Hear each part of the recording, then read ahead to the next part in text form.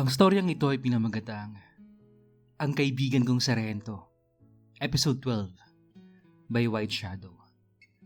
Simulan na natin ang kwento.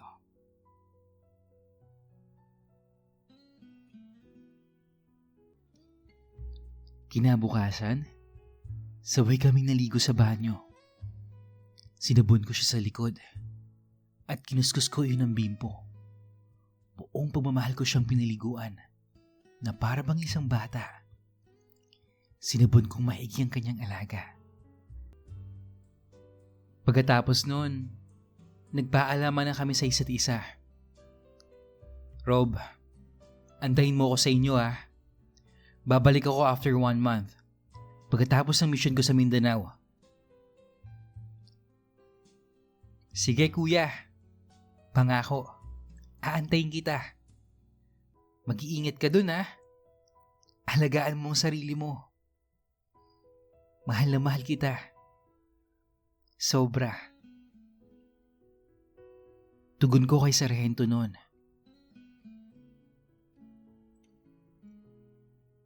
Sa amin, nagbalik ako sa pang-araw-araw kong gawain. Ang pag-aasikaso ng aming farm. Pamimili ng mga pangangailangan namin. Si kuya naman, abala sa kanyang mga aktibidades. Ikinatuwa niyang naroroon ako dahil ako na ngayon ang sumasalo sa mga gawain sa amin na dati siya parati ang kumikilos. Gayunpaman, masaya ako sa aking mga ginagawa. Lalo na't kapiling ko ang mga mahal ko sa buhay. Hindi alam ng pamilya ko na may plano kaming magnegosyo ni Kuya Carlos. Sa ngayon, wala pa akong binabanggit tungkol dito. Mag-aantay nilang ako ng magandang pagkakataon. At sasabihin ko rin yun sa kanila. Patuloy din ang pagdalo ko sa fellowship ni na Kuya Andoy. Minsan, napahapiawan sa sermon yun tungkol sa homosexuality. Sinasabi na ang pagiging homosexual personality ay hindi kasalanan. Subalit, ang pakikipagtalik sa kapwa lalaki ay isang malaking kasalanan sa Diyos.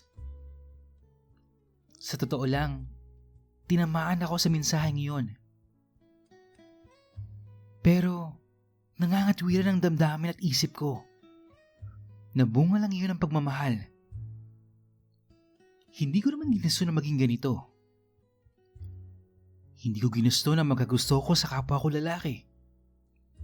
Kahit sino naman, walang may gusto na maging bakla o tomboy, di ba? Alam ko naman na kapag nalaman ng mga impokrito na isa kang bakla, para ba ang tingin sa'yo ay isa kang sumpa na dapat itakwil sa lipunan. Ito yung dahilan kung bakit pinipilit kong umasang tunay na lalaki. Dahil sa kulturang machismo ng mga Pilipino. Ang kulturang machismo sa Pilipinas ay kung saan dapat ang mga kalalakihan ang laging matapang at matatag sa publiko. Naniniwala rin sila na ang lalaki ang dapat masunod sa lahat ng bagay. At ayaw nila ng malamya ang isang lalaki. Dahil naniniwala sila na ang lalaki ay hindi pwedeng mahina. Tapos lalamya-lamya. Lalo na yung hindi pwedeng magmahal ng kapwa lalaki. Dahil sa kulturang Pilipinong ito, itinulak ko tuloy aking sarili na magtago sa closet. Hanggang isang araw, buong tapang kong iniladlad ang tunay kong pagkatao. Sa nag-iisang lalaki nagpatibok ng aking puso. Si Sargento Carlos Cardenas. Makalipas ang 1 buwan na pag-aantay ko kay Sargento, hindi pa rin siya dumadating. Hanggang sa nagpa siya na akong pumunta ng Manila. Gusto ko sanang gamitin yung sasakyan namin. Ang kaso, wala pa akong bagong lisensya. Nabalitaan ko sa kanyang tita na dumating na pala si Sargento. Sa isip ko, marahil busy siya sa kanyang asawa at trabaho. Ang mahalaga, dumating siya ng ligtas. Hindi tulad ng ilang mga sundalo na may ganitong misyon pag-uwi, nasa ataol na. Palabas na ako ng kanilang bahay nang bigla namang dumating si Buboy. Rob, pwede ba tayo mag-usap? Doon muna tayo sa maliit na restaurant. Importante lang kasi. Pag-uusapan natin yung kay Carlos at saka kay Ate Riza. Sige Buboy, walang problema. Tara. Medyo kinakabahan ako ng mga panahon na yun. Ano kaya ang tungkol kay Kuya Carlos at Ate Riza? May gusto ka bang inumin, Rob? O kainin? Wala naman, Buboy. Kahit isang coffee na lang. Habang nag-aantay namin ng order, nagsimula na si Buboy noon. Rob, tatapatin kita. Noong isang linggo, dumating si Riza sa bahay. At nagsumbong sa akin. May namasa siyang sulat. Sulat mo raw para kay pinsan. Ngayon, hinahanap ka ni Riza. Gusto niyang matiyak kung ikaw nga ba talaga yung sumulat kay Carlos. Paglalahad sa akin ni Buboy noon. Sa totoo lang, pinanghinaan ako nang marinig ko ang mga salitang yun. Nabasa pala ni Ate Riza yung ginawa kong sulat kay Kuya Carlos. Patay. Iskandalo na to, sabi ko sa isip ko. Naguguluhan ako ngayon kung paano ko may papaliwanag kay Buboy yung tungkol sa sulat. Dumating yung kape. Humigop ako. Hindi ko malasahan kung matamis pa o matabang. Dahil sa tensyon ko nararamdaman, hindi pa rin ako makapagsalita noon. At si Buboy muli ang nagsalita. Tapatin mo ako, Rob. May relasyon ba kayo ni pinsan? Hindi pa rin ako makapagsalita noon sa mga tanong ni Buboy. Okay lang yun, Rob. Naiintindihan ko naman ang ganyang relasyon. Open-minded naman ako. Hindi tulad ng iba. Kung makahusga akala mo hindi sila nakakagawa ng kasalanan. Na akala mo ang banal-banal na nila.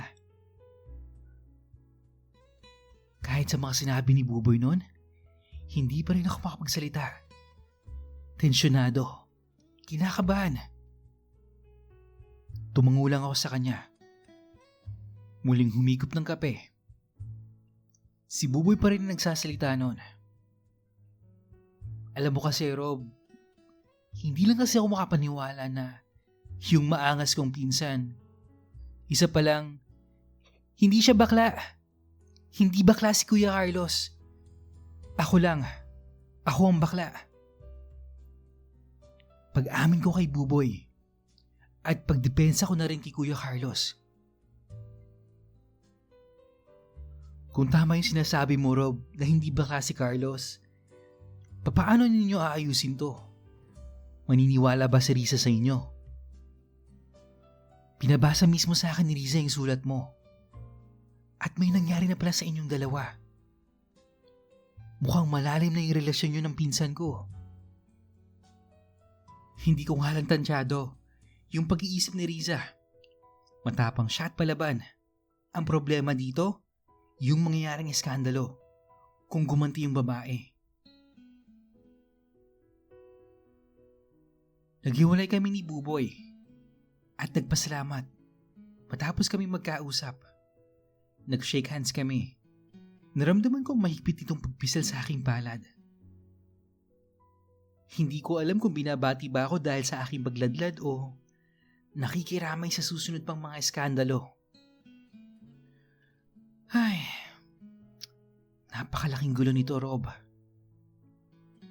Sabi ko sa isip ko noon.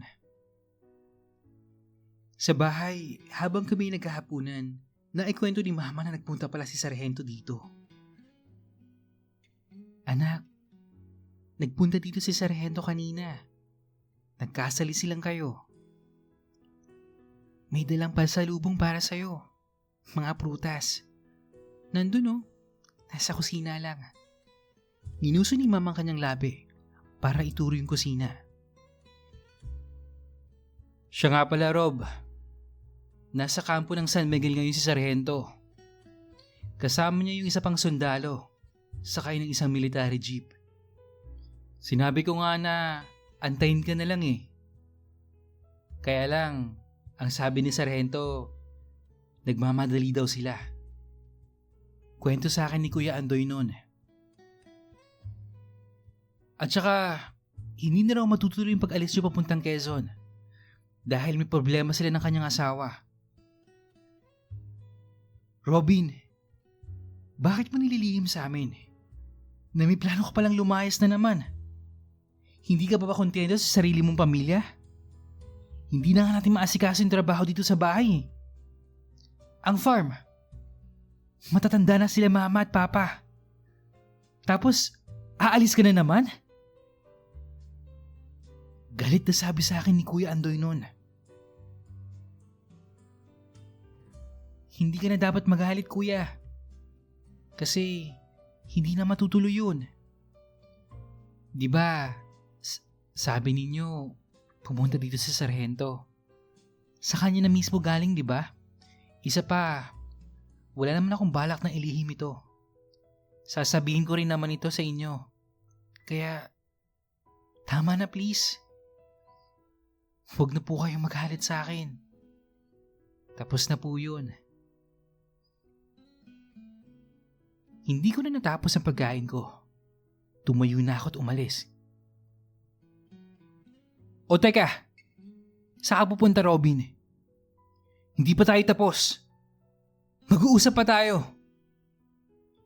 Parang meron pa si Kuya Andoy na gustong buksang panibagong issue na lubhang ikinabahala ko. Sa kwarto ko, hindi ako makatulog ng gabing yun. Ito na ba ang katapusan ng relasyon namin ni Kuya Carlos? Galit kaya siya sa akin dahil sa sulat na yun? Dapat kasi, sinunog na lang niya yung sulat ko. Kung saan siguro niya nilagay. Nabasa tuloy ng asawa niya. Tapos, si Kuya Andoy naman. Ano kaya yung gusto niyang buksang issue? Nang ibig pa raw niya akong makausap. Paano ko kaya lahat ito haharapin? Malalaman din kaya ng aking mga magulang yung totoong pagkatao? Maraming katanungan sa isipan ko na nangangailangan ng kasagutan. Wala rin ako maisip na solusyon. Ay nako, bahala na. Mangyayari ang dapat mangyari.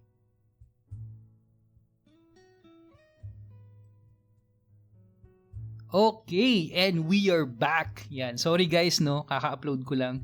Kakabalik ko lang kasi from Thailand. So, abangan nyo guys yung video natin para dyan, no? Sobrang dami kong i-share sa inyo. Start na tayo mag-upload ng mga episodes ng Ang Kaibigan Kong Sargento. At sa mga meron pong gustong i-share na mga stories, email nyo lang yan sa imrensantiago@gmail.com. Yun lang. At maraming salamat po. Hanggang sa muli.